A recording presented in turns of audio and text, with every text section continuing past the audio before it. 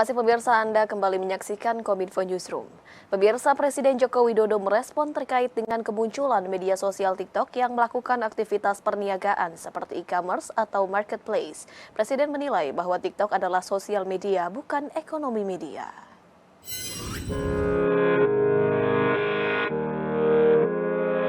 Dalam keterangan pers usai meninjau penanganan impres jalan daerah di Kabupaten Penajam Pasir Utara, Kalimantan Timur, Presiden Joko Widodo menegaskan dampak bisnis e-commerce salah satunya TikTok Shop telah membuat penjualan serta produksi di lingkup usaha mikro, kecil, dan menengah hingga pasar konvensional anjlok. Presiden menilai aplikasi TikTok berperan hanya sebagai media sosial, bukan ekonomi media. Oleh karenanya, persaingan harga di e-commerce tersebut, ia menegaskan bahwa pemerintah melalui Kementerian Perdagangan telah menyiapkan aturan untuk mengendalikan niaga elektronik atau e-commerce berbasis media sosial.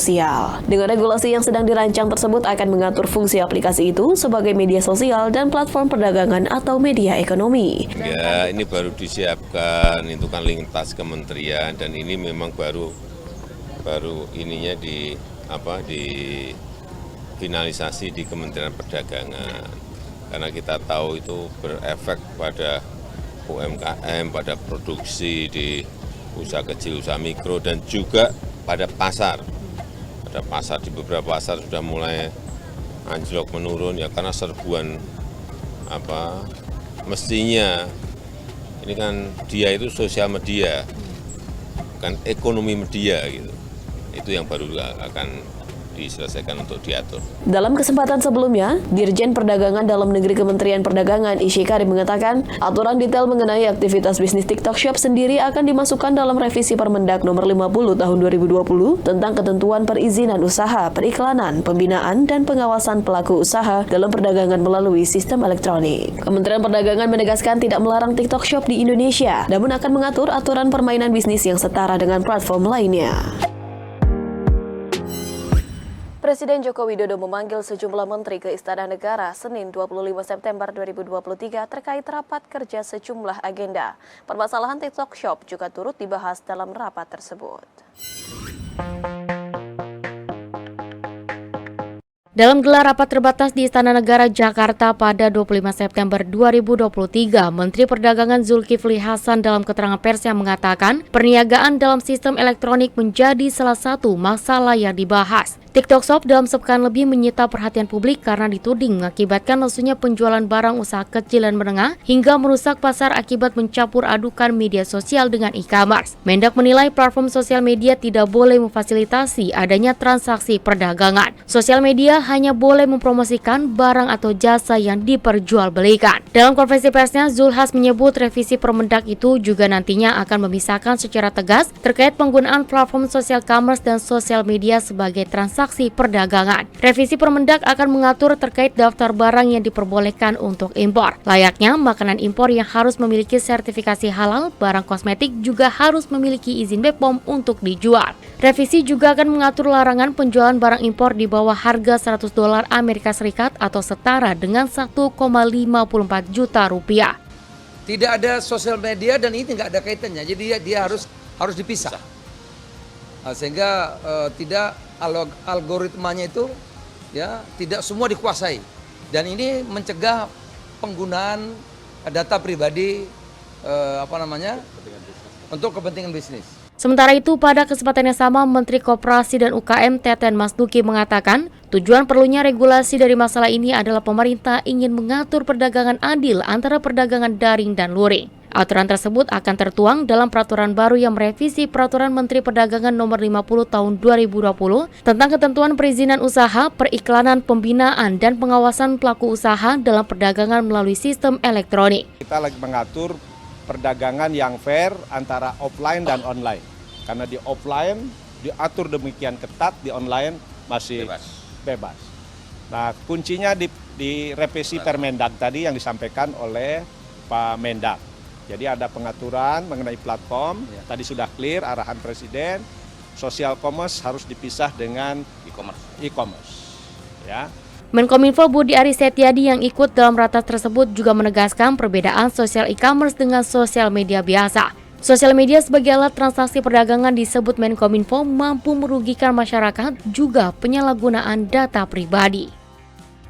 Kita tidak mau kedaulatan data kita dipakai data-data kita ntar dipakai semena-mena. Kalau algoritmanya udah sosial media, nanti e-commerce, nanti fintech, nanti pinjaman online dan lain-lain. Ini kan semua platform ini kan akan ekspansi kan, berbagai jenis. Nah itu harus kita atur. Kita harus tata supaya jangan ada monopolistik organik gitu, alamiah. Karena nggak kita tata, dia semuanya dikontrol sama dia. Kita beralih ke informasi lainnya pemirsa. Ketua Komisi Pemilihan Umum Hasyim Asyari melantik 91 anggota KPU terdiri dari 5 provinsi dan 12 kabupaten kota di 4 provinsi masa bakti 2023-2028. Dalam sambutannya Hasyim pun meminta kepada anggota untuk segera menyesuaikan diri dan memahami ritme penyelenggaraan pemilu 2024. Ketua Komisi Pemilihan Umum Hasyim Asyari melantik anggota KPU dari 5 provinsi dan 12 kabupaten kota di 4 provinsi periode 2023-2028. Dalam sambutannya, Hasyim mengingatkan pelantikan yang dilaksanakan tepat 142 hari menuju hari pemungutan suara menjadi pertanda KPU sedang dalam tahapan proses penyelenggaraan pemilu yang semakin ketat. Oleh karena itu, Hasyim meminta kepada anggota KPU yang baru dilantik untuk segera menyesuaikan diri dengan ritme penyelenggaraan pemilu. Terlebih bagi yang belum pernah masuk ke dalam bagian keluarga besar penyelenggaraan pemilu. Adapun tahapan pemilu saat ini telah memasuki tahapan persiapan menuju penetapan daftar calon tetap anggota DPR RI, DPD, DPRD Kabupaten Kota, juga penyediaan pengadaan barang alat kebutuhan TPS atau logistik pemilu. Teman-teman sekalian harus segera menyesuaikan diri dengan ritme penyelenggaraan pemilu. Bagi yang belum pernah masuk ke dalam bagian keluarga besar penyelenggara pemilu, terutama keluarga besar KPU, maka harus segera menyesuaikan ritme kerja. Demikian juga bagi yang semula berasal dari anggota KPU kabupaten, kemudian naik tingkat ke KPU provinsi juga harus segera melakukan penyesuaian, terutama karena ruang lingkup, tugas, wewenang, dan cakupan kerja semula di tingkat kabupaten, kemudian menjadi di tingkat provinsi. Tentu saja ruang lingkup tugasnya menjadi lebih luas dan beban kerjanya bisa jadi tanggung jawabnya menjadi lebih luas juga. Menutup sambutannya, Hasyim pun berpesan kepada anggota KPU yang baru dilantik agar tetap menjaga komitmen bersama dalam bekerja untuk selalu berpedoman kepada kode etik penyelenggara pemilu, sehingga kerja-kerja yang dilakukan ke depannya dapat terukur dan sesuai dengan jalur yang sudah ditetapkan melalui peraturan perundang-undangan. Pemirsa, penyakit kardiovaskular terus meningkat dan menjadi penyebab utama kematian di seluruh dunia, termasuk Indonesia pada setiap tahunnya. Direktur P2PTM Kementerian Kesehatan Eva Susanti mengungkapkan, diperlukan screening kesehatan agar risiko penyakit jantung segera ditemukan dan ditangani.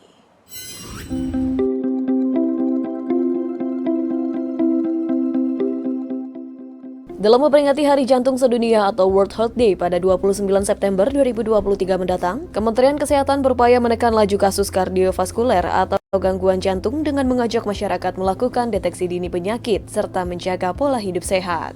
Direktur Pencegahan dan Pengendalian Penyakit Tidak Menular Kemenkes, Eva Susanti mengatakan, peringatan Hari Jantung Sedunia 2023 mengangkat tema Global Use Heart No Heart dengan tema nasional Kenali Jantung Sehatmu, Sayangi Jantungmu. Eva mengatakan, penyakit kardiovaskular menduduki peringkat pertama penyebab kematian di Indonesia sejak tahun 2014 hingga 2019.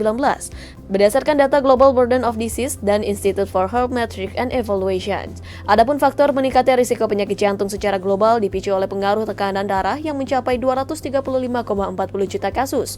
Polusi dalam dan luar ruangan 213,28 juta kasus, merokok 199,79 juta kasus, diabetes 172,7 juta kasus, serta obesitas 160,27 juta kasus. Sebagai upaya menekan peningkatan tersebut, Kemenkes telah menerapkan aplikasi Sehat Indonesiaku atau ASIK yang dapat digunakan oleh petugas kesehatan untuk merekam hasil pemeriksaan kesehatan pasien di fasilitas pelayanan kesehatan. Pencatatan hasil deteksi dini individual oleh tenaga kesehatan, kader posyandu atau posbindu, caregiver atau pendamping melalui ASIK, dan secara mandiri terkait status risiko bisa dipantau setiap saat. Nah, di sini data screening dan penyakit itu akan secara real time terperbaharui dan dilakukan setiap 4 jam sekali dari Sabang sampai Merauke. Sehingga kita berharap memiliki data yang benar-benar valid terhadap data kesehatan Indonesia, ya. Pemirsa, selanjutnya kami akan mengajak Anda berdialog mengenai riset penyusunan profil dan pemetaan megalit sesaat lagi.